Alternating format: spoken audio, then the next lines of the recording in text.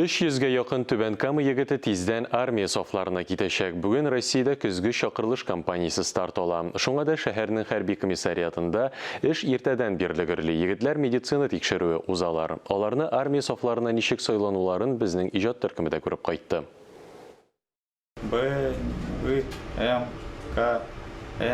Медиклардан тұрған комиссия болашақ солдатларның сәлемәтлеген текшірі. Егетләргә күп санлы белгечләргә күренергә кирәк. Беренче көн булганлыктан коридорда зур чиратлар. Әйтергә кирәк, хәрби комиссариат бинасына болай гына кіріп булмый, хезмәткәрләр барлык куркынычсызлык кагыйдәләрен үтәүне таләп итә. Бинага да чакырылучы егетләр генә керә ала. Көздә һәм кышта безнең райондан чамалап 300 кеше армияга җибәрелә. Бу малайлар бүгенге көндә медкомиссияны узалар. Бүгеннән башлап президент комиссияда һәрберсен тыңлап, алар турында карар чыгарыла.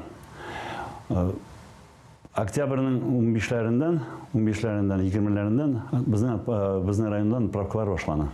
Армия софларына барачак егетләр коронавируска тест тапшырачак, битлек, перчаткаларны аларга бирәчәкләр.